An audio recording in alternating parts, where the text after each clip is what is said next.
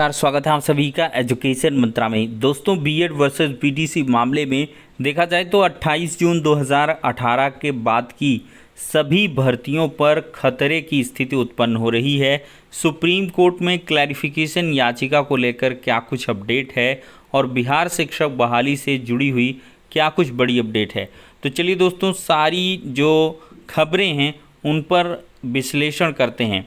दोस्तों, सबसे पहले हम देखेंगे कि आखिरकार 28 जून 2018 के बाद हुई सभी भर्तियों पर खतरा क्यों मंडरा रहा है। दोस्तों, देखा जाए तो ये कन्फ्यूजन 11 अगस्त के जजमेंट में है कि ये जजमेंट कब से लागू होगा। 11 अगस्त 2023 से लागू होगा या पहले से ये लागू किया जा सकता है। रेट्रो प्रोस्पेक्टिव इफ़ेक्ट के तहत क्या कोई आदेश वापस से पीछे की भर्तियों में लागू किया जा सकता है, ये एक बड़ा प्रश्न चिन्ह है। लेकिन हाल ही के सुप्रीम कोर्ट के खुद के अपने जजमेंट में ये लिखा गया है और उस पैरा से बहुत सारा कन्फ्यूज़न क्रिएट हुआ है।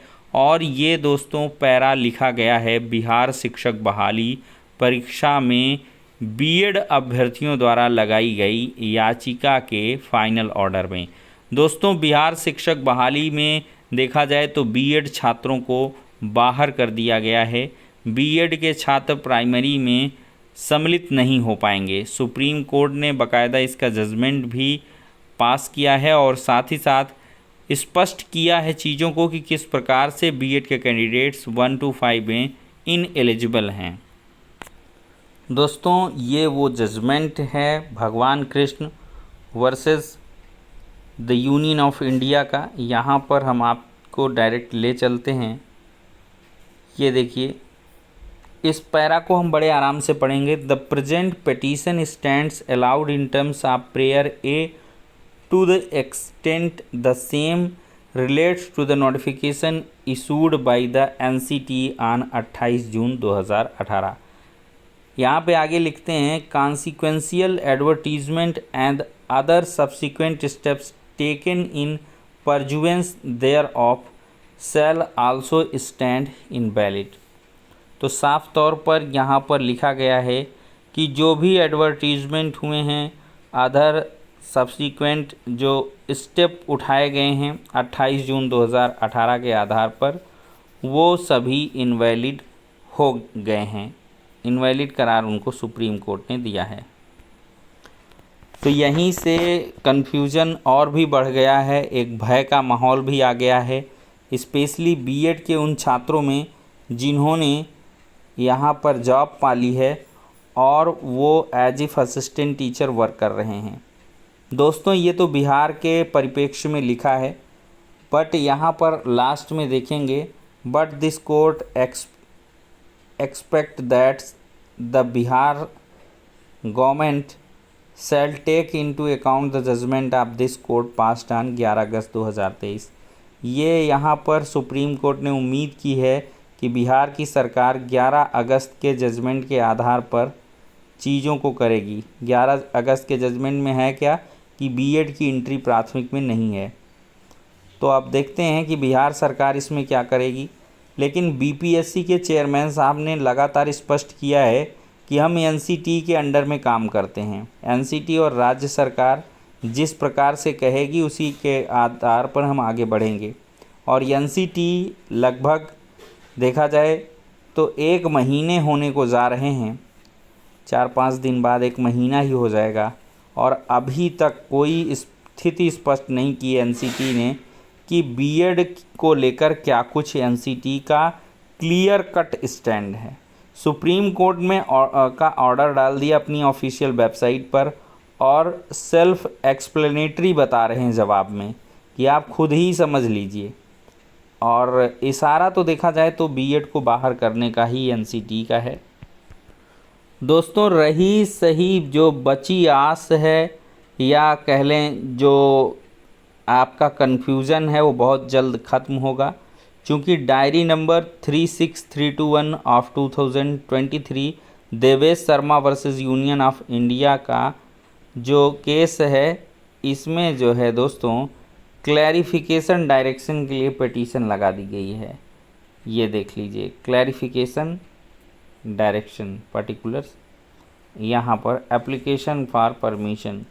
तो यहाँ पर दोस्तों देख सकते हैं क्लैरिफिकेशन या डायरेक्शन के लिए जो पहले आईए है वो लगा दी गई है। क्लैरिफिकेशन इसको पिटीशन बोलते हैं। अब सुप्रीम कोर्ट में बहुत जल्द स्पष्ट होने वाला है कि जो भी कन्फ्यूज़न रह गया होगा बीएड के छात्रों में, या बीटीसी का है कोई भी, बीटीसी वाले भी क्लैरिफिकेशन डालने वाले हैं। अब इसको लेके कन्फ्यूज़न है। हालांकि ये देवेश शर्मा के द्वारा ट्वीट किया गया आज ही के दिन में, बड़ी खबर, क्लैरिफिकेशन पिटीशन दाखिल हो गई है। तो शायद बीएड वालों ने ही इसको दाखिल किया, खैर कोई भी दाखिल किया हो, हम इसको छोड़ देते हैं। तो बहुत जल्द आपको सुप्रीम कोर्ट से स्पेशली चीज़ें क्लियर हो जाएंगी कि ये 11 अगस्त 2023 से जजमेंट प्रभावी है या उसके पहले की जो भर्तियां कंप्लीट हो गई हैं उन पर भी ये प्रभाव छोड़ेगा। लेकिन दोस्तों एक बात तो है कि 28 जून 2018 का गजट पूरी तरीके से निरस्त कर दिया गया है, और गजट जब बेस आपका चला जाता है तब खतरा जो है उत्पन्न अवश्य हो जाता है। अब देखते हैं 11 सितंबर को एक महत्वपूर्ण सुनवाई इलाहाबाद हाई कोर्ट की लखनऊ खंडपीठ में भी होगी, और सुप्रीम कोर्ट का आर्डर वहां पर डिस्कस किया जाता है। तो देखिए जब डिस्कस किया जाएगा तो क्या कुछ स्थिति बनती है। बाकी देखेंगे छत्तीसगढ़ हाई कोर्ट का 14 सितंबर का केस लगा हुआ है, मध्य प्रदेश हाई कोर्ट में केस 14 सितंबर को ही लगा हुआ है। तो आने वाले 1-2 महीने में आपको हर एक स्टेट से सब कुछ स्पष्ट हो जाएगा। लेकिन यहाँ पर दोस्तों देखा जाए तो मेरे हिसाब से, अगर मैं जहाँ तक कानूनी समझ है कि 28 जून 2018 से लेकर के 11 अगस्त 2023 तक जो जॉब पा गया है वो यहाँ से सुरक्षित रहने वाला है। बाकी के लिए तो बहुत समस्या है।